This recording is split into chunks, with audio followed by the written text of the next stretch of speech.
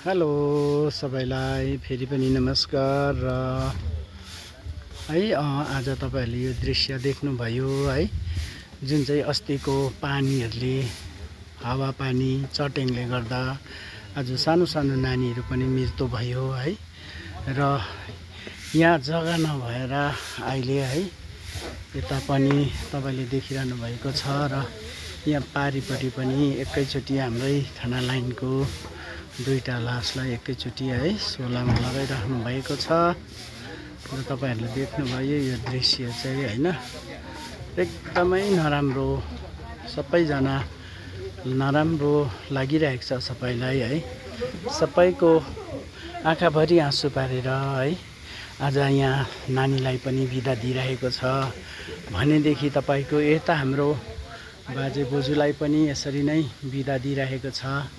लास अन्तिम संस्कार उहाँहरुको गरिरहेको छ हैन त्यसले गर्दामा हामीलाई लाग्छ कि यस्तो दिनहरु कसैलाई पनि नआओस् यस्तो दुःखको दिनहरु कसैलाई पनि नहोस् है र तपाईहरुले देख्नुभयो है यो चाहिँ हाम्रो एउटा एकदम तपाईको मिरिकको है कपुरस्तान हो र यहाँनिर देख्नुभयो है एकदमै दुःखलाग्दो कुरा हो दशैंको बेलामा है पाहुना गएको थिएछ यो नानी चाहिँ है र यो नानी पाहुना गएको नानी यसरी नै है डेथ भएर आज उहाँको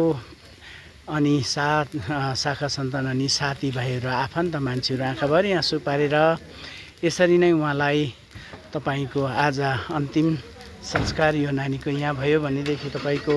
अर्को तपाईले देख्नुभयो अब हाम्रो थाना लाइनकै हस्बेन्ड वाइफ जो चाहिँ हुनुहुन्थ्यो है उहाँ चाहिँ तपाईको आज यसरी नै अन्तिम संस्कार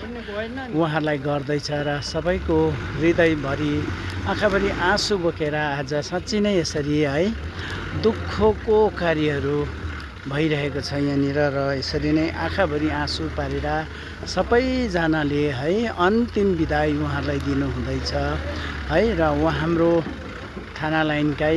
बासिन्दा हुनुहुन्छ आमा बाबा अनि उहाँको नेपाल बिहा भएको छोरी पनि यसरी नै तपाईको डेथ हुनुभएको थियो र उहाँको नानीलाई चाहिँ उहाँको छोरीलाई चाहिँ तपाईको उता लानुभयो है नेपालतिर लानुभयो र है यो दुःखको घडी हो र हामीलाई भिडियो बनाउनु त अब मन छैन हामी बनाउनु चाहन्थ्यौँ न पनि तरै पनि है सबै इष्टमित्रले यसो उहाँहरुको अन्तिम संस्कारको लागि है एउटा प्रार्थना गरिदियोस् भनेर हामी भन्दछौँ है र कसैले पनि यसमा नराम्रो नसम्झिनुहोस् थ्यांक यू धन्यवाद।